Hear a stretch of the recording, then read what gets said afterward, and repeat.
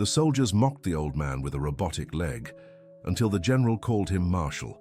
Colonel William Robert Anderson took a deep breath before passing through the gates of the Fort Benning Military Training Center in Atlanta. At 62, he knew this would be the greatest challenge of his career, but he needed to prove he still had value to offer the armed forces. The metallic sound of the prosthesis replacing his left leg echoed across the concrete yard as he headed toward the instructor's quarters. It was impossible not to notice how the young soldiers paused their activities to watch him, whispering among themselves, some even smirking. "Look who's here," murmured Tyler Johnson, a 23-year-old corporal known for his sharp tongue.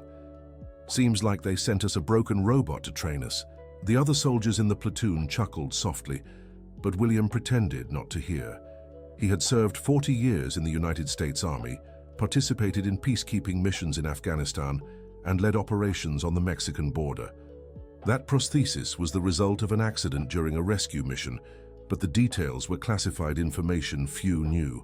"Everyone, I'd like to introduce your new combat tactics instructor," announced Sergeant Michael Davis, a 45-year-old man who had commanded the training center for 5 years. "Colonel William Robert Anderson. He'll be working with you for the next 6 months." The silence that followed was awkward. The soldiers exchanged glances, clearly questioning how a man with a prosthesis could teach combat tactics to young men in peak physical condition. "With all due respect, Sergeant," said Brandon Miller, a 20-year-old soldier from a traditional military family in Annapolis. "How's he going to demonstrate techniques if he can barely walk properly?" The question drew muffled laughter. William felt his face grow hot, but he kept his composure.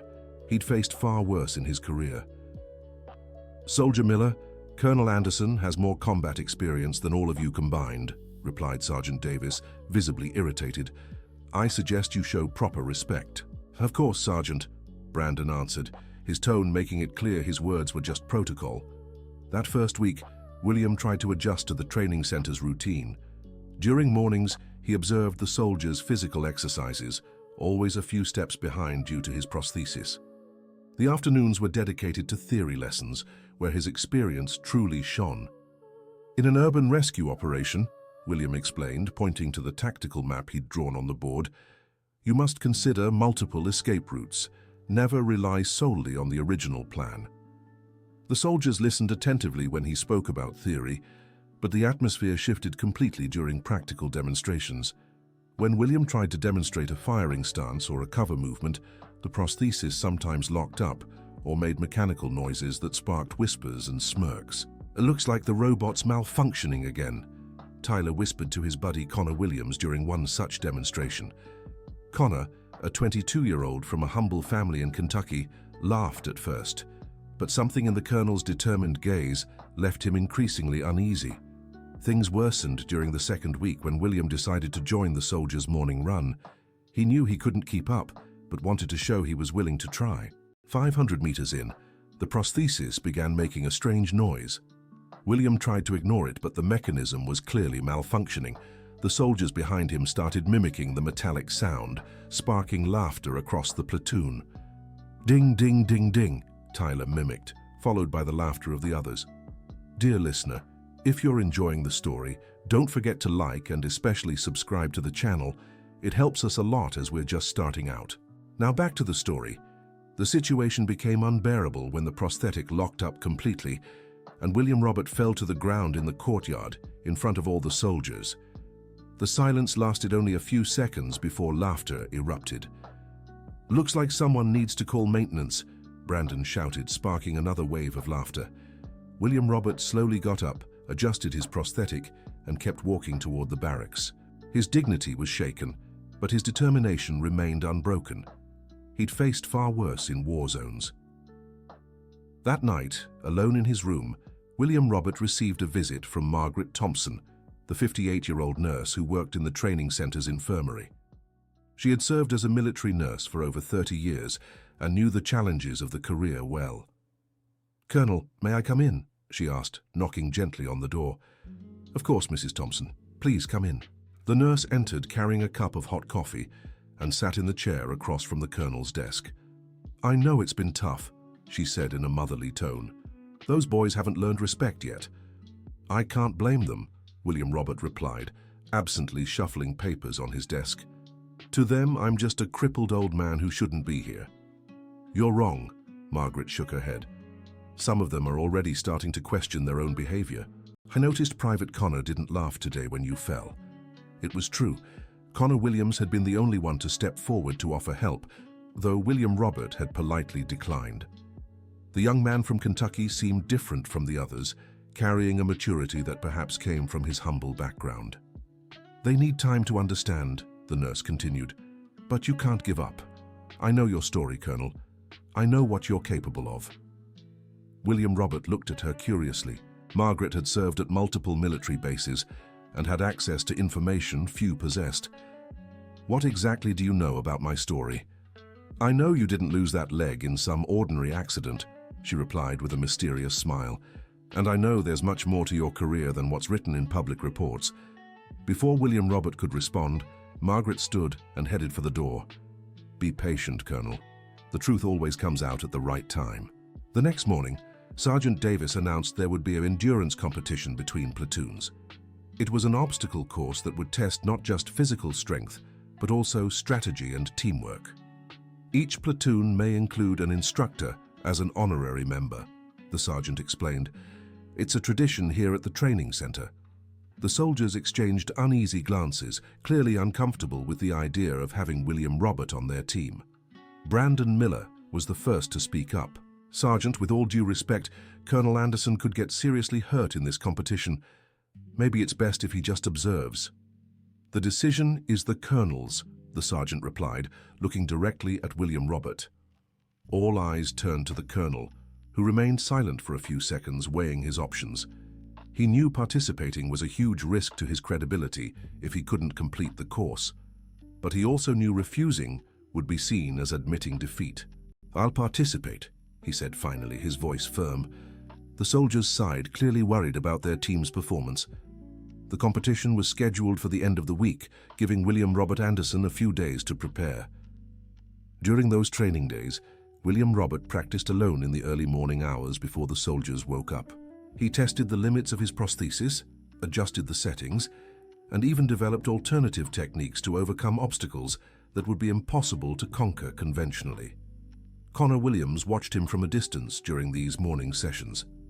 The young man from Kentucky had developed the habit of waking up early to study military manuals in the library and often saw the colonel training with a determination that impressed him. Good morning, Colonel, Connor said one of those mornings, approaching after the training session. Good morning, Soldier Williams. You're up early today. I always wake up early to study, sir. I want to become an officer one day. William Robert smiled. It was rare to find young soldiers with such genuine ambition to advance in their military careers. That's a noble goal. It takes dedication and a lot of study. Could you give me some advice? Connor asked sincerely. My parents worked their whole lives as farmers. I'm the first in my family to join the army. They talked for nearly an hour about military careers, study strategies, and field experiences. Connor asked intelligent questions that showed a real thirst for knowledge, quite different from the attitude of other soldiers. Can I ask you something personal, Colonel? Connor said at the end of their conversation. Of course. How did you lose your leg? William Robert hesitated. It was a question he heard often, but rarely answered honestly. It was during a rescue operation, he finally said. I can't go into details, but I can say it was worth it. Connor nodded, respecting the boundaries of military confidentiality. The other soldiers don't know the full story, do they? They don't, William Robert confirmed, and maybe it's better that way. I'd rather earn respect for what I do now, not for what I did in the past. On the day of the competition, the training center was bustling with activity. Besides the participating soldiers, there were special visitors, including officers from other military bases, who had come to observe the new training methods. The obstacle course was challenging even for soldiers in peak physical condition. It included rope climbing, crawling under barbed wire, carrying heavy equipment, and a series of obstacles requiring agility and coordination. Alpha Team, line up at the starting point, Sergeant Davis announced. William Roberts' team included Brandon, Tyler, Connor, and 3 other soldiers. The atmosphere was tense, with the soldiers clearly nervous about having a man with a prosthesis on their team. "Colonel, if you can't complete an obstacle, you can fall back," Brandon said. "We don't want you to get hurt." "Thank you for your concern, soldier," William Robert replied, "but I intend to finish the entire course." The sergeant's whistle marked the start of the competition. The team sprinted toward the first obstacle, a series of tires laid out on the ground that required agility to navigate. William Robert fell behind immediately. The prosthesis made it impossible to keep up with the young soldiers, but he pressed on with determination. In the makeshift stands, some visitors commented on the unusual situation. "It's brave of him," a major from another base said to his colleague, "but also a bit reckless." At the second obstacle, the soldiers had to crawl under a barbed wire net for about 20 yards. For William Robert, this posed a massive challenge, as the prosthesis made the movement much harder. He paused for a few seconds before starting, analyzing the best strategy. So he began crawling sideways, using his left arm and right leg to push himself forward, keeping the prosthesis raised to prevent it from getting caught on the wire. The soldiers on his team had already finished the obstacle and were watching impatiently as he struggled to advance inch by inch. Tyler tapped his foot on the ground, clearly annoyed by the delay. "We're going to lose because of him," he muttered to Brandon. But something unexpected happened when William Robert was halfway through the course under the wire. One of the strands came loose and began swinging dangerously toward Connor, who was adjusting his equipment on the opposite side. "Watch out!" shouted William Robert, but Connor didn't hear over the noise of the other soldiers. Without hesitation, William Robert quickly stood up, ignoring the wire that tore his shirt, and lunged toward Connor, pushing him away from the strand about to hit his face. The move saved Connor from serious injury, but it came at a cost for William Robert. His prosthesis slammed violently against one of the net's support posts, and he heard the unmistakable sound of something breaking inside the mechanism.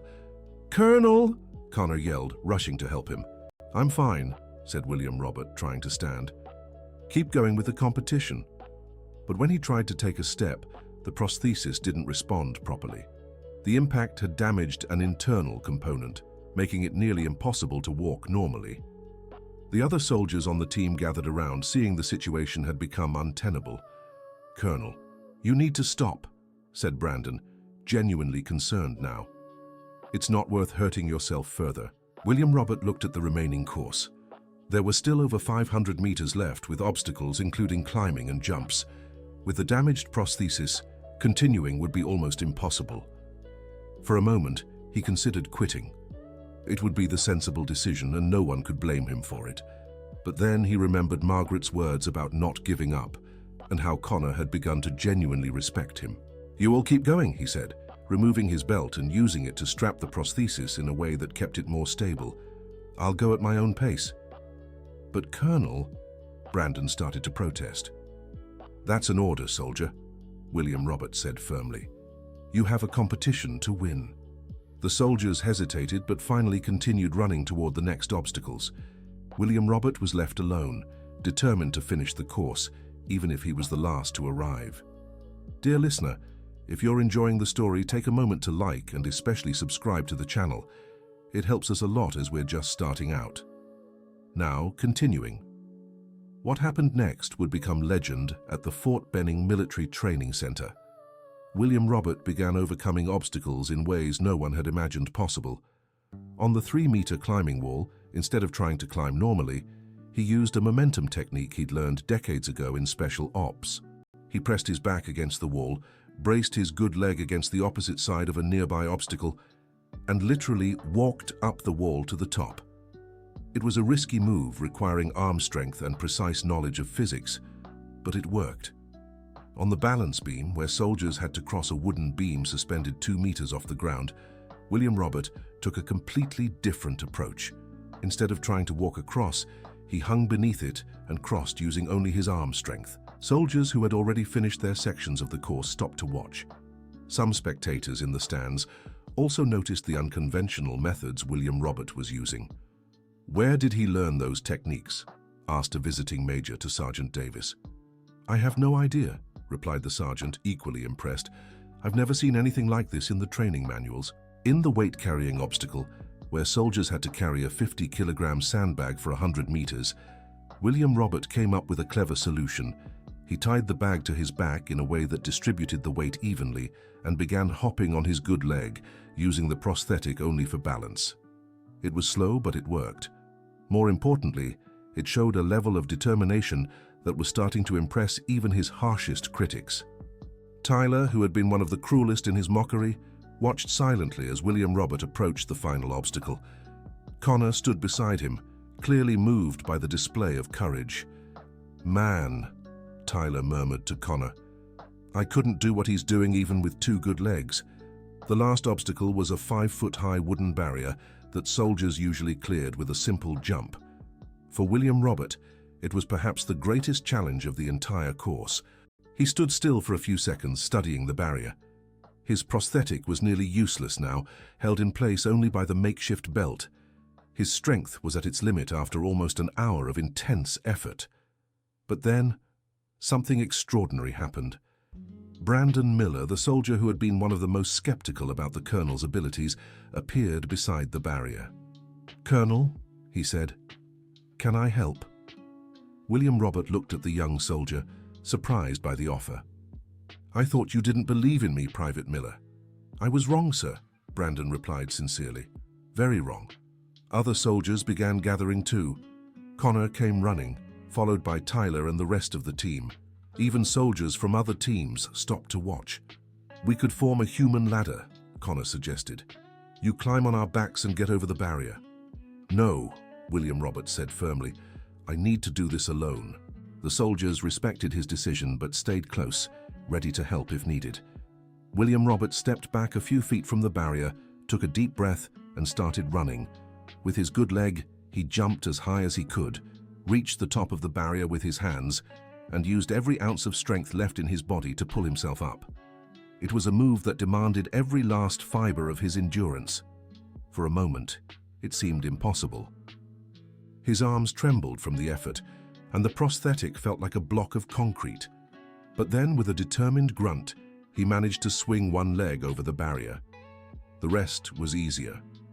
He rolled over the wood and dropped to the other side, officially completing the obstacle course. He hadn't been first, second, or even 10th, but he had finished. The silence that followed was broken by the sound of clapping. Connor started applauding, followed by Brandon, then Tyler, and within seconds every soldier present was on their feet cheering.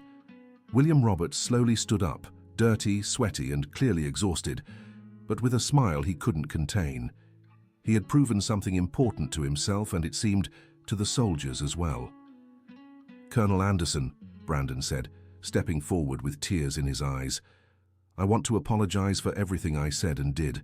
I was completely wrong about you." "We all were," Tyler added. "You taught us more about determination today than all the military manuals combined." William Robert nodded gratefully, but then noticed something happening in the stands. One of the visitors, a tall man in his 50s wearing a general's uniform, was standing and walking toward the group. "Who's that?" asked Connor to Sergeant Davis. "General Richard Thompson," the sergeant answered reverently. "Commander of the 2nd Army Division. I didn't know he'd come today." General Thompson approached the group with a stern expression. All the soldiers automatically stood at attention, and William did the same, despite the poor condition of his prosthetic. "At ease," said the general. "Colonel Anderson, may I speak with you privately?" William nodded and followed the general to a more secluded area, away from the curious soldiers. They walked in silence for a few paces before the general finally spoke. "I watched your performance today with great interest," General Thompson said. "Impressive techniques. Where did you learn these unconventional methods?" "In the field, General," William replied. 40 years of service teach you many things." 40 years, the general repeated thoughtfully. "That means you served during the mission in Afghanistan, didn't you?" "Yes, sir. Twice." The general stopped walking and turned to face William directly. "Colonel, I need to ask you a direct question. Do you know Operation Golden Eagle?"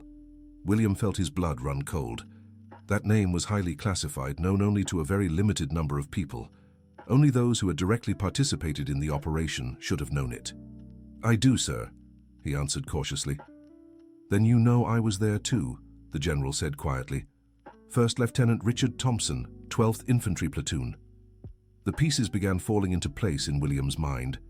He vaguely remembered a young officer during that catastrophic operation in Afghanistan, but so many years had passed, and so many faces blurred in his memory. General, were you in the platoon that got pinned down in the southern sector of the city? Exactly, the general confirmed, and you know who got us out. Silence stretched between them as they processed the implications of this recognition.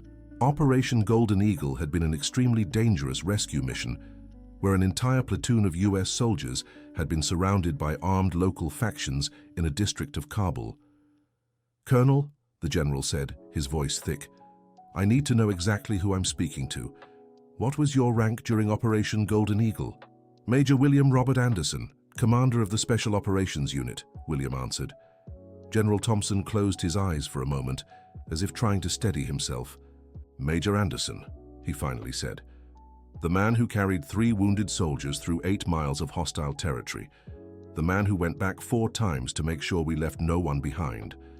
The man who lost his leg on the last extraction when a grenade exploded too close. It was my duty, General. Duty? The general's voice rose slightly. Colonel, you saved 17 lives that day. 17 US soldiers made it home because of your courage. I was one of them. William remained silent, unsure how to respond. He had tried for so long not to think about that terrible day when he lost his leg, focusing only on moving forward with his life. General, that was a long time ago. Today, I'm just an instructor trying to do my job. Just an instructor? The general shook his head. Colonel, you're a national hero. Your conduct that day was reported directly to the Army General Staff. You were recommended for the highest military honor this country awards. What happened to that recommendation? It was approved, the general said with a smile. But you disappeared into the military bureaucracy. No one could find you after you recovered from your injury. You just vanished. William sighed. He remembered that confusing period after the amputation surgery. He had requested transfers to increasingly remote units, wanting to stay away from the spotlight and attention. He never imagined there was an honor waiting for him. Colonel, the general continued, I need to ask why you're here, at this training center, being treated that way by the soldiers. They don't know who I am, William replied, and I prefer it that way. I want to earn respect for what I do now, not for the past. I admire your humility, said the general, but what I witnessed today goes far beyond humility. It's injustice. They were interrupted by the arrival of Sergeant Davis, who approached with a worried expression. General Thompson, sorry to interrupt, but we have a situation. Colonel Anderson needs to go to the infirmary immediately. The prosthetic suffered serious damage during the competition. The general looked at William's prosthetic and noticed for the first time the extent of the damage.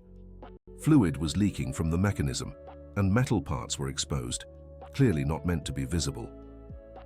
Colonel, we're going to the infirmary now, the general said firmly, and afterward, we have much to discuss. In the infirmary, Margaret carefully examined the damaged prosthetic, while William lay on the stretcher. The general waited in the hallway, allowing the colonel to receive the necessary treatment. This prosthetic is completely destroyed, Margaret said, shaking her head. Colonel, how did you manage to finish the race in this condition? Stubbornness, I guess, William replied with a tired smile. It wasn't stubbornness, she said firmly. It was courage. The same courage you showed in Afghanistan when you saved those soldiers. William looked at her in surprise. You know about Afghanistan? Colonel, I was a field nurse back then, Margaret explained. I was at the military hospital when they brought you in wounded. I cared for you during those first weeks. Why did you never say anything? Because I respected your decision to keep the past a secret, she answered.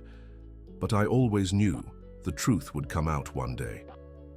As Margaret worked to temporarily stabilize the prosthetic, General Thompson returned with a determined expression. Colonel Anderson, he said, I need to make you an offer. Actually, it's not really an offer. It's an order. William tried to sit up on the stretcher, but Margaret stopped him. Stay down, she ordered. General, what are your orders? William asked from the stretcher. First order, you'll receive a state-of-the-art prosthetic, the best the United States Army can provide. I've already contacted the suppliers. General, that's not necessary. Second order, the general continued, ignoring the protest. You'll be transferred to West Point Military Academy as the lead instructor for advanced tactics. It's a position that matches your true experience. But, General, third order, the general raised his voice slightly. Next week, you'll officially receive the Distinguished Service Medal, the highest honor of the United States Army, in a ceremony attended by the Secretary of Defense. The infirmary fell completely silent. Margaret stopped working on the prosthetic and stared at the general, wide-eyed.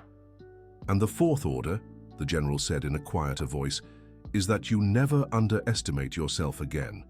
What I saw today wasn't just an instructor completing an exercise.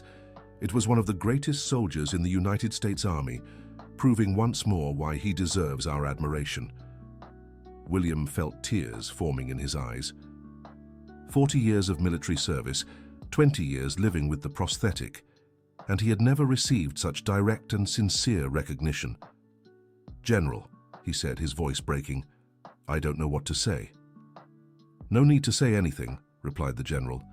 Just accept that sometimes receiving help is also a way to serve your country. Dear listener, if you're enjoying the story, take a moment to like and especially subscribe to the channel. It helps us a lot as we're just starting out. Now continuing. That night, the news of William Robert Anderson's true identity spread through the training center like wildfire.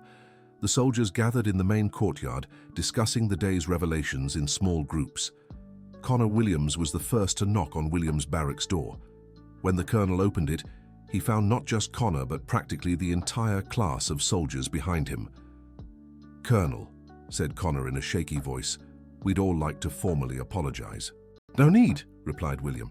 You didn't know, but we should have respected you regardless, interrupted Brandon Miller. A soldier must always respect his superiors and his comrades. Tyler Johnson stepped forward, visibly nervous. Colonel, I was the worst of all. I made cruel imitations, mocked you, and now I find out I was mocking a national hero. I don't know how you can forgive me. William looked at the young faces before him. He saw in them the same determination and potential he'd had decades ago when he began his military career. Soldiers, he finally said, you want my forgiveness? Then show me you've learned something from this experience. How, sir? Asked Connor.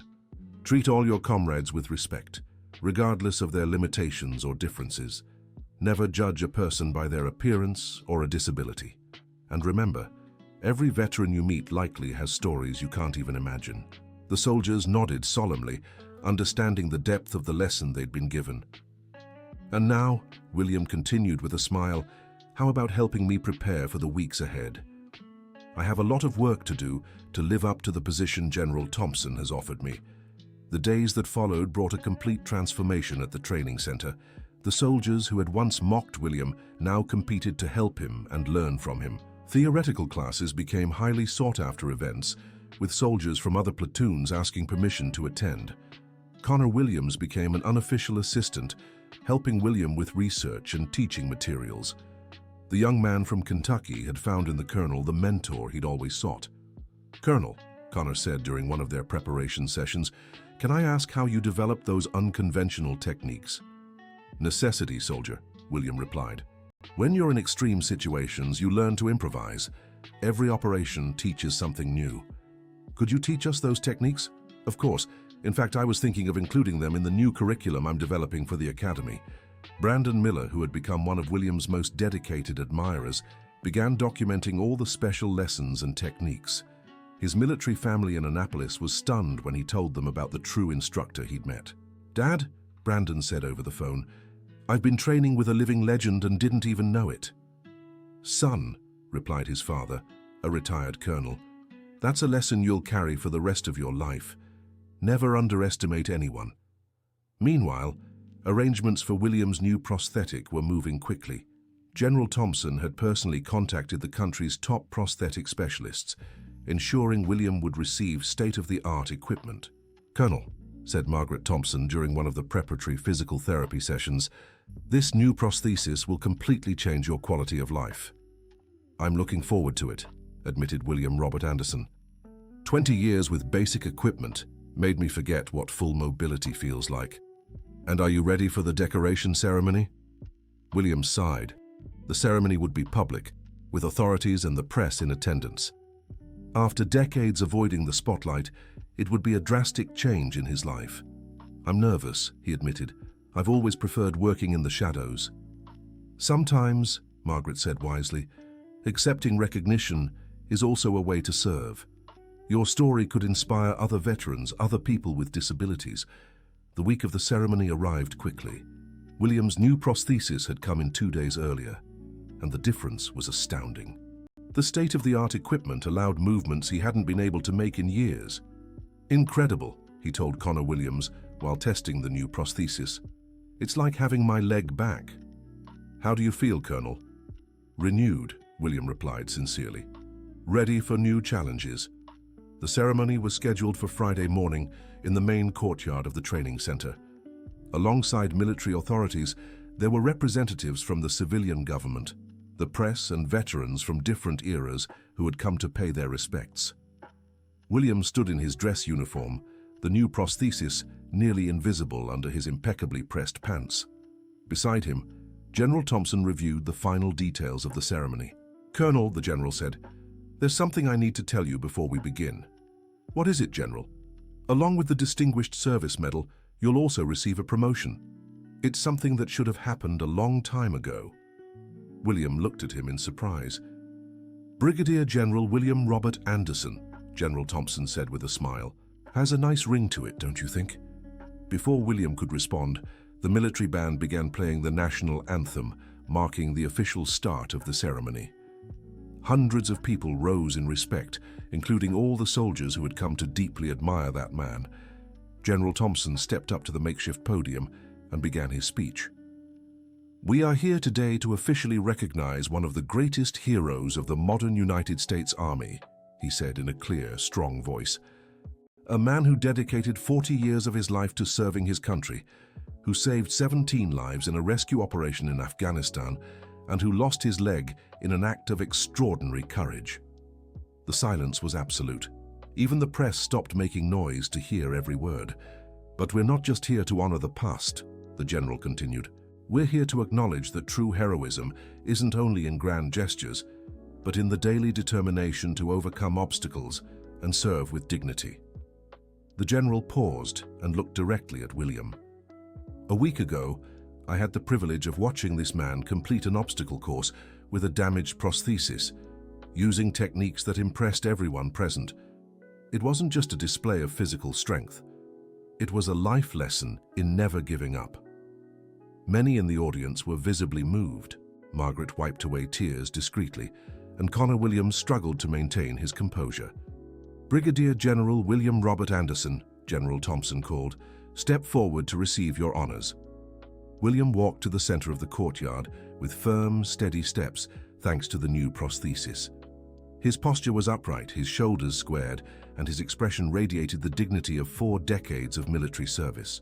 "For your exceptional service to the nation," said the Secretary of Defense, who had arrived especially for the ceremony, "and for your continued demonstration of courage and dedication, I award you the Distinguished Service Medal." The medal was solemnly placed on his chest. Then General Thompson stepped forward with the new insignia of Brigadier General. "And for your professional merit and exemplary leadership," said General Thompson, "I promote you to the rank of Brigadier General of the United States Army." Applause erupted in the courtyard. All the soldiers, including those who had mocked him weeks earlier, stood clapping with tears in their eyes. Tyler Johnson wept openly, still processing the magnitude of how he had treated a future general. When the applause finally subsided, William Robert Anderson was invited to speak. He approached the microphone with visible emotion but a steady voice. "I accept these honors," he said, "not only in my name, but in the name of all veterans who serve quietly, all people who face physical challenges, and all soldiers who believe serving our nation is the greatest privilege we can have." He paused and looked directly at the soldiers who had been his students. "I've learned much these past weeks," he continued. "I've learned that sometimes we must confront our prejudices to grow as people. I've learned that true respect doesn't come from titles or medals, but from our daily actions. And I've learned that each of you has the potential to be better than you imagine." The soldiers listened in absolute silence, committing every word to memory. "To you, the soldiers who have taught me as much as I hope I've taught you," William said, "I leave a challenge. Treat everyone with dignity, always fight for your goals, and never let limitations define your possibilities." The applause was even louder this time. Connor Williams and Brandon Miller began singing the Army anthem, and soon the entire assembly joined in a moment of pure emotion. When the official ceremony ended, dozens of people approached to congratulate the new Brigadier General. Veterans from past eras, officers of various ranks, and even civilians who had come especially for the ceremony. But the most meaningful greetings came from the soldiers who had been his students. One by one, they stepped forward to say goodbye, as William would leave the following week to assume his new post at West Point Military Academy. "Brigadier General," said Tyler Johnson, fighting back tears, "you taught me that a person's true character is revealed when no one is watching. I'll carry that lesson forever." "Soldier Johnson," William replied, placing a hand on the young man's shoulder, "you have great potential. Use it well." Connor Williams was the last to say farewell. The young man from Kentucky had become more than a student to William. He was almost like the son he never had. "General," Connor said, his voice choked, "I don't know how to thank you for all you've taught me. Keep studying, keep growing, and keep treating everyone with respect," William answered. "That will be the best thanks you can give me. You'll be missed here." "And I'll miss you too," William admitted, "but I'm sure our paths will cross again someday." They embraced like father and son, two soldiers separated by generations, but united by mutual respect and dedication to military service. 2 weeks later, William was in his new office at West Point Military Academy. The setting was far different from the training center. More formal, more prestigious, but also more distant from the daily interaction with young soldiers. He had developed a revolutionary curriculum that included not only conventional tactics, but also adaptation and improvisation techniques based on his real field experience. The classes were being very well received by the cadets at the academy. "Brigadier General," said his assistant, entering the office, "you have a visitor." William Robert looked up and saw Connor Williams standing at the door, now wearing the cadet uniform of the academy. "Connor!" exclaimed William Robert, quickly standing up. "What are you doing here?" "I got approval for a transfer, General," replied Connor with a huge smile. "I'll be continuing my studies here at the academy." "That's wonderful," said William Robert, embracing the young man. "How did you get the transfer so quickly?" "General Thompson personally recommended me," explained Connor. "He said I had shown exceptional dedication to my studies and respect for my superiors." William Robert smiled, recognizing General Thompson's hand in facilitating the reunion between mentor and protege. "And how are things at the training center?" "Completely changed," replied Connor. "All the soldiers now treat the instructors with much more respect. And Sergeant Davis implemented a program based on your teachings about dignity and respect." "And Tyler, Brandon, how are they?" "Tyler was selected for a leadership course," said Connor. "He said he wants to become the kind of leader you are. And Brandon is studying for the academy too. We're all different after meeting you." They talked for over an hour, catching up and planning for the future. Connor would officially become William Robert's student, but now at a much more advanced level. "General," Connor said before leaving, "can I ask a personal question?" "Of course." "Do you regret keeping your story a secret for so long?" William Robert thought for a moment before answering. "I don't regret it," he finally said. "That experience taught me a lot about humility and how people can change when they learn to look beyond appearances. If I had arrived at the training center as a decorated general, I would never have lived through that transformation." "And now? How do you feel being publicly recognized?" "Responsible," replied William Robert. "I feel I have a duty to use that recognition to help other veterans, other people with disabilities, and to teach new generations of soldiers what it truly means to serve with honor." Connor nodded, understanding the depth of his answer. "Thank you, General, for everything. Thank you, soldier, for reminding me that teaching and learning are processes that never end." In the months that followed, William Robert's story became legendary in the U.S. Armed Forces. His teaching methodology was adopted in several military academies, and he became a sought-after speaker at leadership and resilience events. But perhaps the greatest legacy of his experience was the change in attitude he inspired in hundreds of young soldiers. Tyler Johnson became an exemplary sergeant, known for treating all his subordinates with dignity. Brandon Miller was accepted into the academy and followed in William Roberts' footsteps as an instructor. And Connor Williams, he graduated as an officer with the highest honors, specialized in special operations, and always carried with him the lessons of respect and determination he learned from his mentor. The state-of-the-art prosthesis allowed William Robert to enjoy a quality of life he hadn't experienced in decades. He returned to playing sports, participating in intense physical activities, and even dancing at social events. Margaret Thompson, the nurse who had cared for him from the beginning, was promoted to nursing supervisor at the academy and remained a maternal presence in William Roberts' life. She often reminded him that accepting help and recognition was also a form of service. General Thompson became a close friend, and they frequently met to discuss training strategies and share memories of their time in Afghanistan. The friendship between the man who had been saved and the man who had saved him deepened over the years. 3 years after the medal ceremony, William Robert received an unexpected proposal to write a book about his experiences. Initially, he resisted, preferring to remain discreet, but he was convinced by the argument that his story could inspire thousands. The book, titled Serving with Dignity: Lessons from 40 Years of Military Service, became a bestseller not only among military personnel, but also among civilians interested in stories of resilience and leadership. During the book launch, William Robert made sure to invite all the soldiers who had been his students at the training center. Tyler, Brandon, Connor, and many others attended, now respected officers in their own careers. "General," Tyler said during the event, "you know you changed our lives forever, don't you?" "You changed mine too," William Robert replied. "You taught me it's never too late to learn and grow." William Robert's story became a case study in military academies across several countries. His approach of earning respect through actions, not titles, was incorporated into leadership manuals and training programs.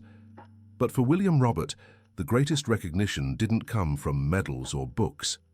It came from the letters he regularly received from young soldiers, disabled veterans, and ordinary people who found inspiration in his story to overcome their own challenges. One such letter, which he kept on his desk, read, "General, your story taught me that our limitations don't define who we are. Our actions do. Thank you for teaching me to never give up." And it was with this philosophy that William Robert continued serving his country, not just as a soldier, but as a living example that true heroism lies in the courage to rise every day and do one's best, no matter the obstacles life presents. At 65, William Robert still served actively as a brigadier general, mentoring hundreds of young officers and inspiring thousands who learned that a person's worth lies not in the perfection of their body, but in the strength of their character. His state-of-the-art prosthetic had become almost a natural extension of his body, allowing him to continue proving that physical limitations are not limitations of the spirit. Every morning, as he put on his uniform and adjusted his prosthetic, William Robert remembered the words he had spoken to the soldiers on that special day. A soldier's true value isn't in their medals, but in their character and dedication. This philosophy continued to guide his life, his teachings, and his ongoing contributions to the U.S. Armed Forces and to all who had the privilege of knowing his story. The end. And you, dear listener, what did you think of this story of resilience and recognition? Leave a comment sharing how you felt following General William Robert Anderson's journey. Do you believe he made the right decisions by keeping his identity secret at first? Tell us your thoughts. Don't forget to like and subscribe to the channel so you don't miss other inspiring stories like this one.